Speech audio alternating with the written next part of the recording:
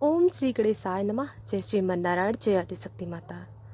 दोस्तों, आपने प्रथम अध्याय हमारे चैत्र महात्म्य की कथा सुनी, इसके लिए आपको बहुत बहुत धन्यवाद।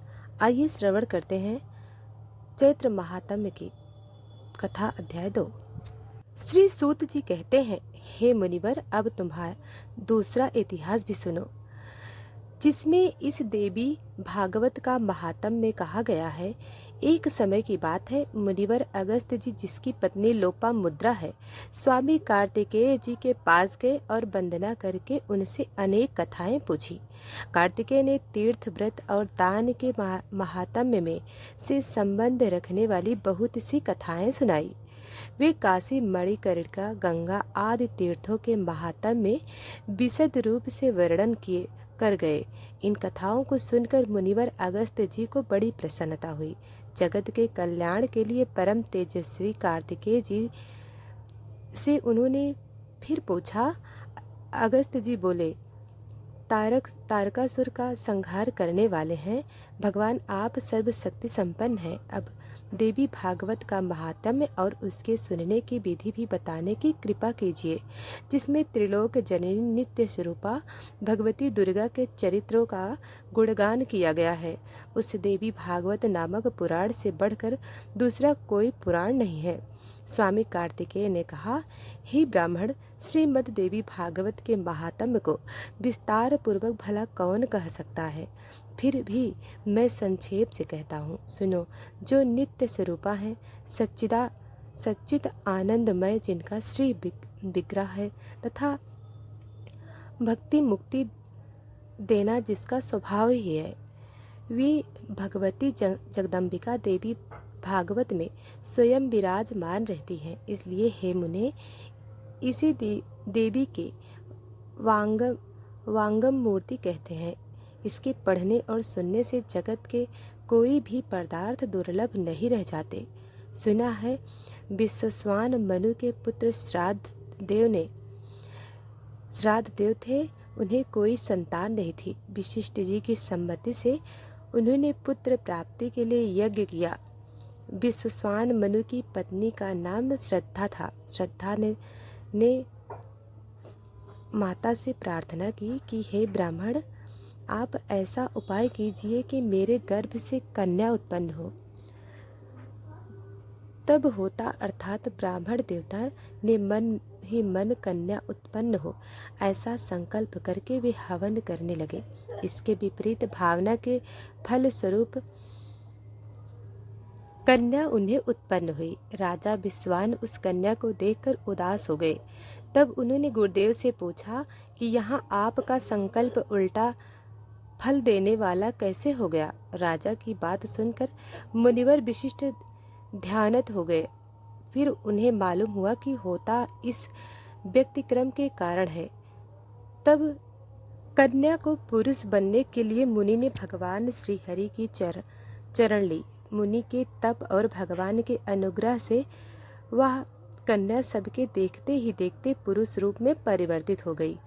उस समय गुरुदेव ने संस्कार करके कन्या का नाम सुदम रखा। वे मनुपुर सुदम ऐसे प्रकांड विद्वान हुए मानो विद्या के अथाज सागर हों। कुछ समय के बाद जब सुदम युवा हुए, तब वे घोड़े पर चढ़कर शिकार खेलने के लिए जंगल में चले गए। किसी समय की बात है, देवाधिदेव भगवान शंकर अपनी प्राण प्रिया पार्वती के साथ प्रसन्न पूर्वक विहार कर रहे थे। उसी समय उनके दर्शनों की अभिलाषा से मुनिगण वहां पधारे। मुनियों को देखकर पार्वती जी लज्जित हो गईं। स्वयं सल मुनियों ने देखा भगवान शंकर और पार्वती जी हास विलास कर रहे हैं, तभी तुरंत लौटकर वैकुंठ लोक चले गए।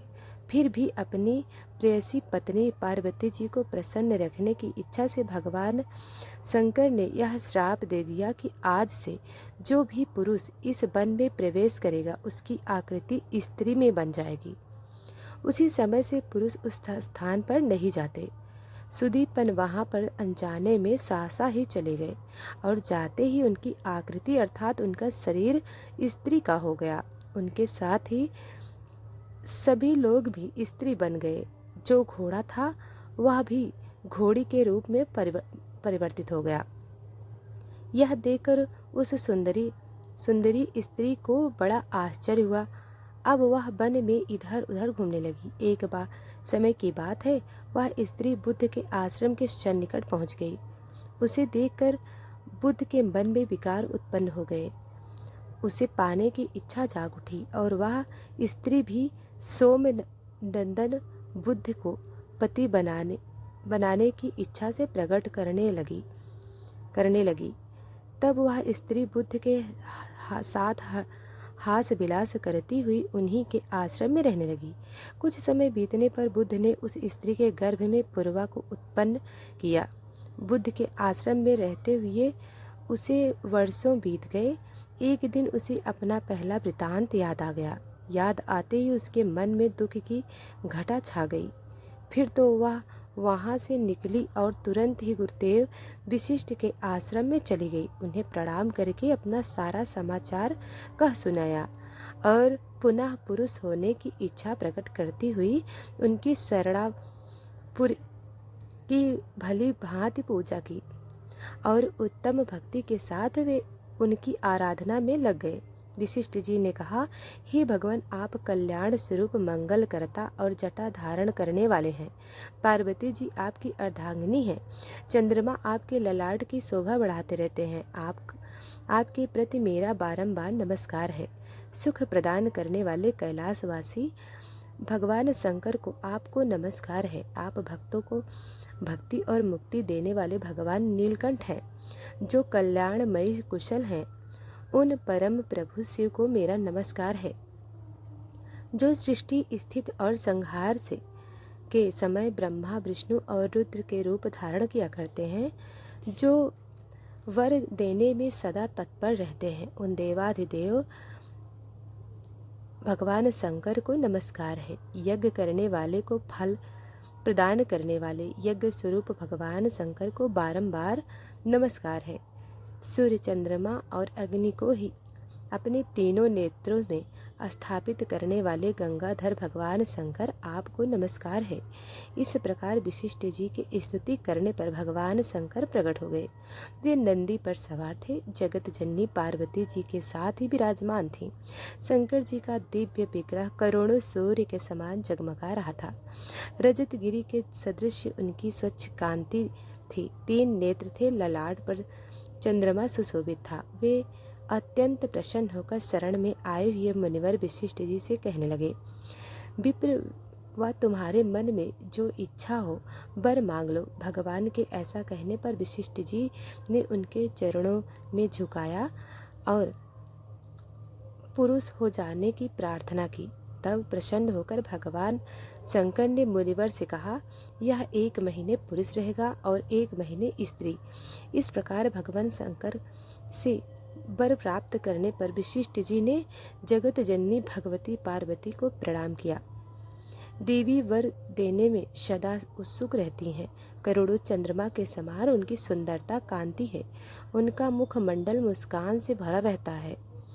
सदा के लिए पुरुष बन जाए इस कामना से मुनि भक्ति देवी पार्वती की पूजा करके उनकी स्तुति करने लगे। इस प्रकार की भक्ति भक्तों पर कृपा करने वाली हे देवेश्वरी, आपकी जय हो।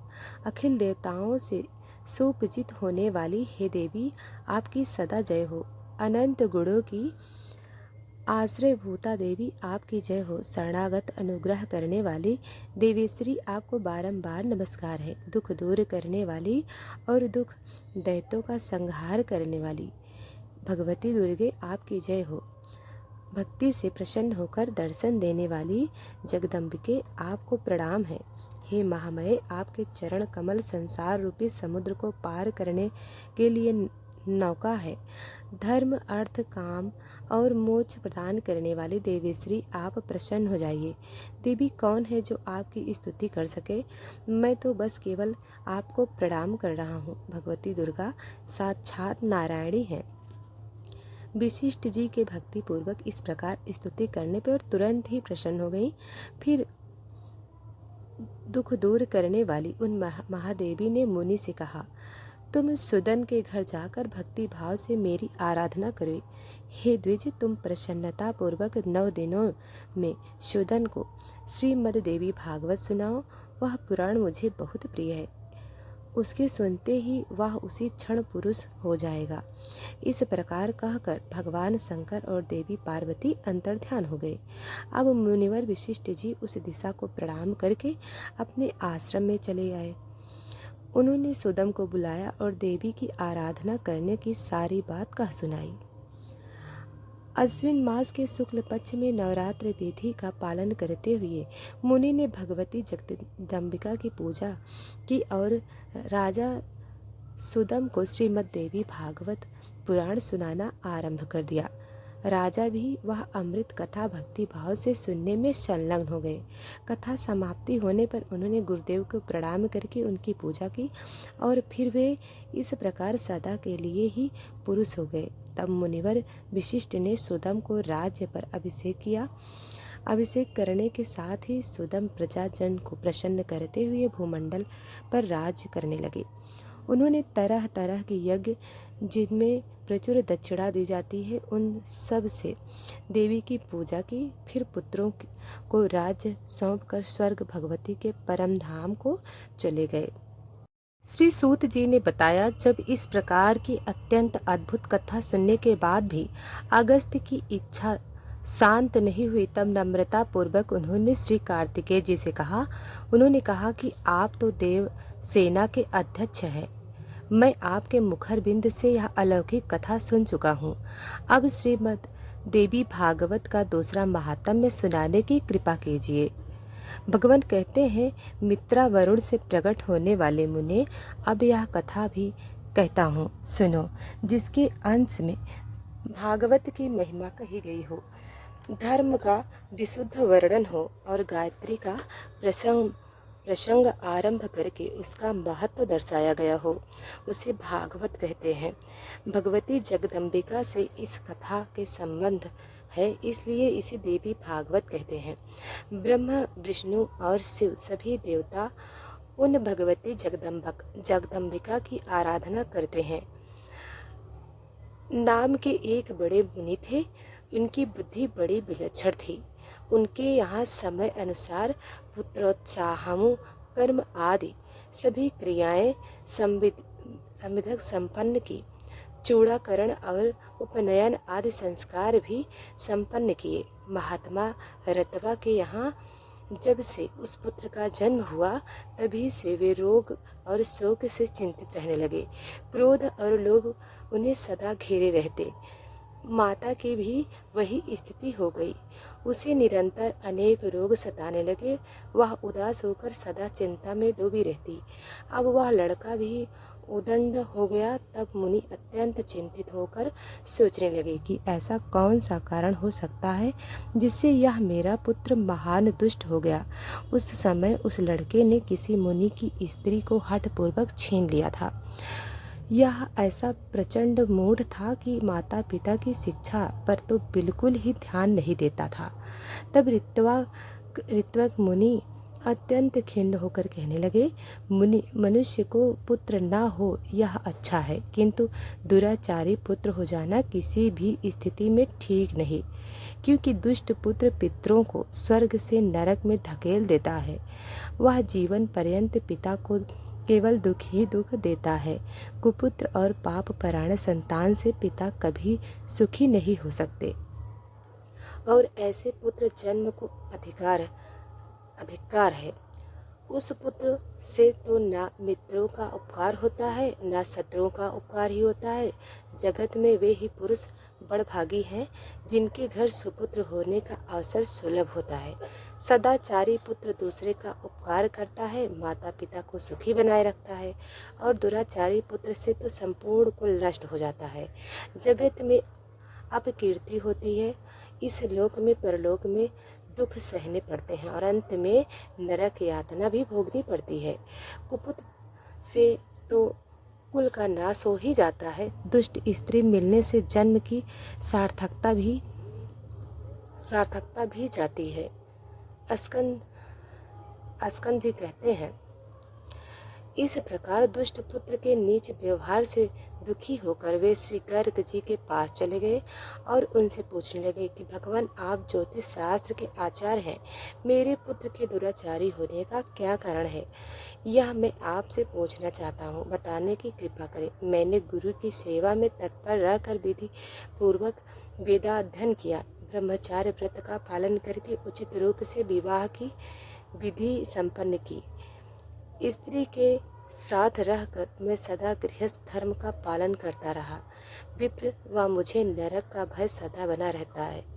अतः काम संबंधी दुख की इच्छा न करके मैंने केवल पुत्र प्राप्ति के लिए शास्त्रज्ञ अनुसार गर्भाधारण किया। मुने, फिर भी माता अथवा पिता किसके दोष से मुझे ऐसा दुराचार पुत्र प्राप्त हो गया।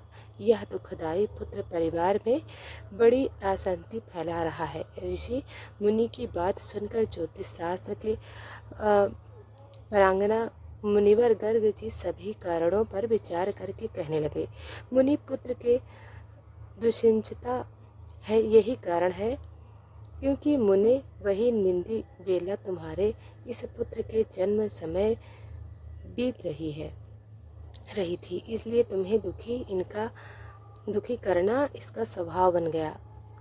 दूसरा कोई भी कारण नहीं है। हे ब्राह्मण, तुम उस दुख को दूर करने के लिए जगत जननी भगवती दुर्गा की आराधना करो।